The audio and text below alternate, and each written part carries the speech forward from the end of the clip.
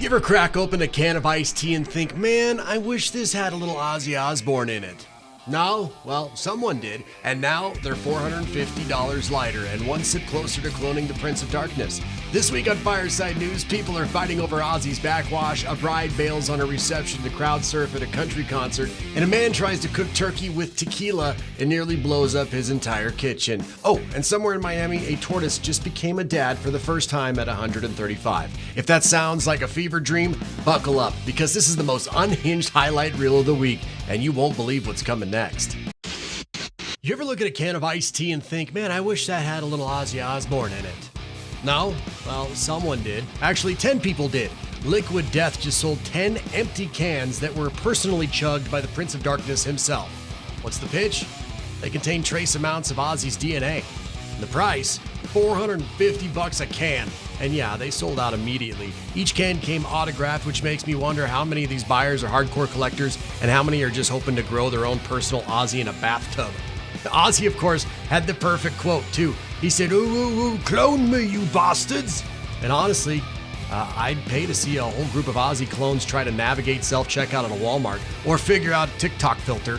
The man once bit the head off a bat on stage, and now people are fighting over his backwash. This is peak 2025, and I'm just along for the ride. Someone please lock down a documentary about this before Netflix screws it up with a 4-part true crime angle. Most couples spend their wedding night doing one of two things: cutting cake or getting, well, you know. One newlywed couple in Ohio said "I do," then peaced out on their own reception to catch a Megan Maroney concert. Now that's dedication, or maybe just smart planning. Forget spending $5,000 on a cover band playing Shout. These two got a real show with a viral moment.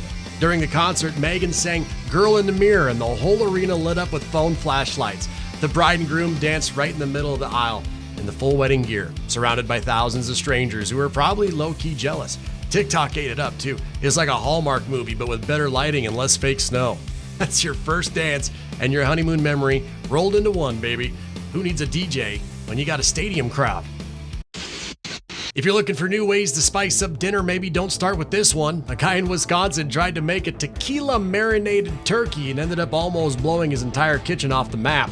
The idea was pretty simple. You just soak the bird in booze, bake it, and enjoy. But he forgot one crucial detail. There's a lot of booze, and alcohol is flammable. Within 8 minutes of popping it in the oven, tequila vapors ignited and blew the oven door right off. It sent firefighters scrambling too. When the fire department showed up, they had to remove the entire oven from the kitchen. It was full on unplug and eject. Blue flames were shooting out like it was a 4th of July demo at Margaritaville. The good news is no one was hurt. The bad news, dinner is probably ruined. Or maybe just served rare, I guess. This is why you leave tequila to just shots, not seasoning. But hey, if Buffalo Wild Wings starts offering Fireball rotisserie, you know where they got the idea. A dude in Salt Lake City invited a friend out to lunch, just normal catch-up kind of stuff. How's the job? How's your wife? I think you're a werewolf. Yeah, you heard me. Mid-lunch, 24-year-old Jose Perez suddenly accused his buddy of being a werewolf. Then, like Van Helsing with a credit card bill, he whipped out a wooden stake with a nail in it and tried to stab his buddy in the heart. The friend escaped with no injuries, probably thanks to not being a werewolf. Perez ran off with his friend's backpack, got caught by police, and when they searched him, they found several rocks in his pocket, which he said were there for self-defense. Apparently, he was preparing for a full moon showdown. Now he's facing felony robbery charges and probably not getting invited to any more lunch dates. Reminder, if someone starts carrying around vampire hunting gear, maybe don't meet them in person. Just stick to text messages. Gwyneth Griffiths just turned 102. Most people that age want a quiet tea party, a nice family visit, or maybe a card from the Queen, or at least a hologram of her. But not Gwyneth. Her birthday wish? She wanted a stripper. And her retirement home in the UK made it happen. Yeah, they hired a dancer to come in and give her the full Chippendales Light experience.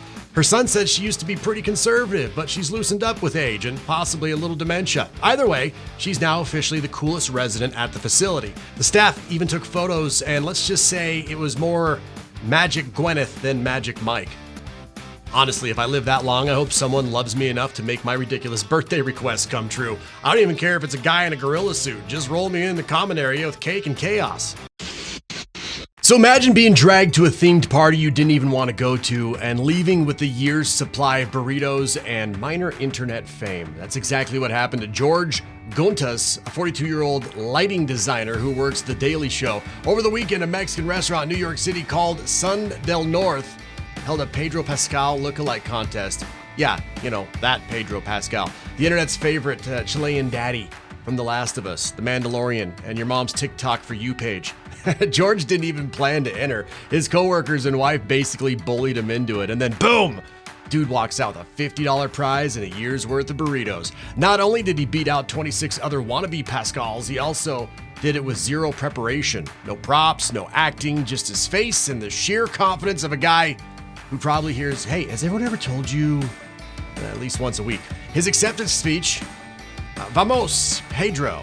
Let's hang out and have a beer and make a new friend," he said, quote, which is somehow the most Pedro Pascal thing anyone could have said. The restaurant said they got the idea from a Timothée Chalamet lookalike contest that went viral last year. So apparently, turning your face into free food is a thing now.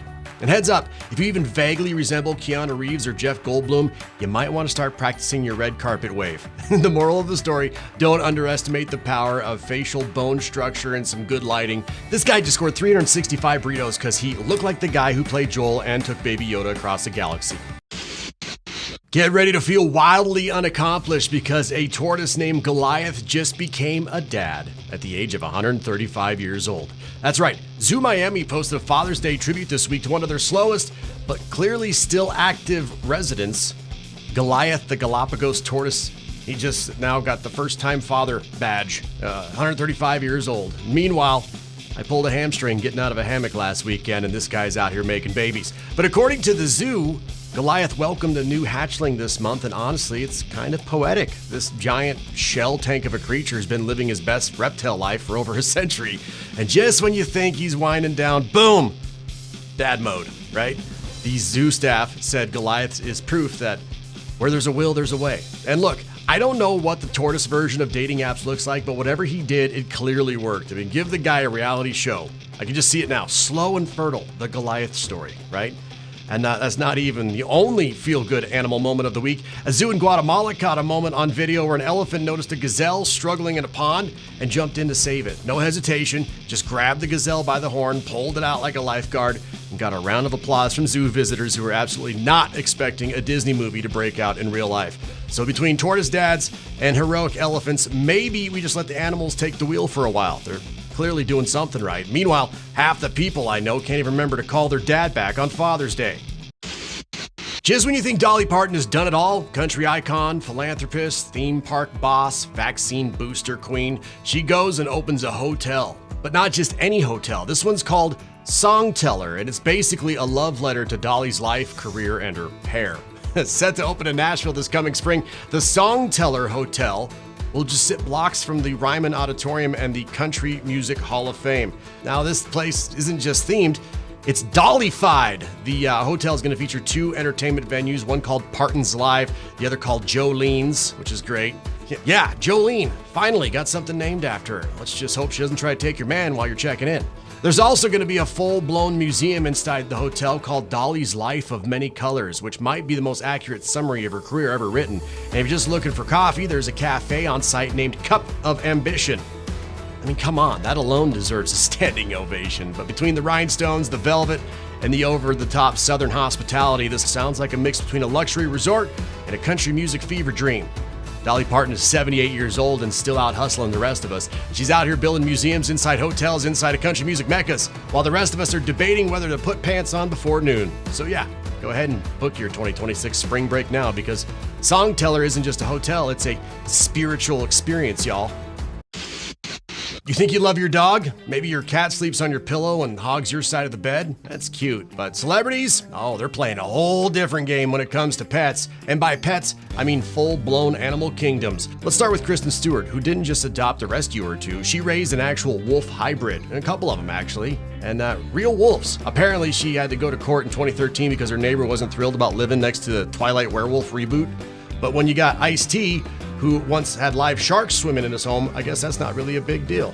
Yeah, not fish, not koi, sharks. You know, because Nothing inspires hardcore rap like Predator circling your ankles. And then there's Nicolas Cage, who said yes to not one but two venomous albino king cobras. He named them Moby and Sheba, built them their own bulletproof glass enclosure, and kept anti-venom on hand just in case, you know? He even admitted that if they bit him, he'd have about 15 minutes to live because, hey, who needs a security system when your pets are a threat, right? Salma Hayek, she cuddles with an owl named Caring. Tracy Morgan dropped $400,000 on a 2,700-gallon tank for a pet octopus. Leonardo DiCaprio bought a tortoise that could outlive him. Paris Hilton got bitten by a rainforest mammal. And Vanilla Ice once owned a wallaroo, which sounds fake, but somehow real, and had to send it to a farm when it outgrew his property. It's like they're collecting Pokemon, but with actual teeth and legal problems. So the next time someone asks, are you a dog person or a cat person? Just remember, if you're rich and famous, the answer might be neither. I'm a lemur person, an owl person, a cobra person, a tortoise person. You get it. Honestly, this is why we can't have nice things or normal pets. Okay, I don't know what Kane Brown was drinking that day, but whatever it was, I hope he bottles it, because the dude walked into a Walmart, grabbed the store's loudspeaker, and basically turned it into his own personal concert venue. There he is, casually strolling down an aisle, picks up the intercom like he's announcing a cleanup on aisle 5, and instead hits us with attention Walmart shoppers, this is Kane Brown, and I'm going to show you a new song. And then he plays it. Full volume, too. The whole store gets treated to a sneak peek of his new track 2 pair. And just as quickly as he started, here comes the Walmart employees with the mall cops in a low-budget action movie. They're chasing him down the aisle, and Kane, a grown man, chart-topping country star, just takes off like a middle school prank. It's all caught on video, of course. And the best part, at the very end, he's running through the parking lot laughing like a kid who just pulled the fire alarm and got away with it. Now, technically, it looks like it was all staged. The employees are probably in on it too. But still, he went full country chaos in a Walmart, and I can respect that, okay? You gotta have a certain kind of confidence to pull that off. Or maybe just really good legal team. But either way, Kane Brown wins the internet this week, and if you're not announcing your new single over a crackling Walmart PA speaker, are you even trying? Some people drop their music on Spotify. Kane drops it on aisle 9 next to the bath mats. Well, if you made it this far, you're officially part of the Chaos Crew, so don't ghost us. Hit that subscribe button and turn on notifications so you never miss a single moment of madness. Fireside News drops every Friday at 3 p.m. Eastern, noon Pacific. Mark your calendars or just let the algorithm do all the work. And hey, we want to hear from you. Drop a comment below. Which story blew your mind this week? Which one made you question reality? Let's get weird in the replies. Let's get weird in the comments, and I'll see you next week.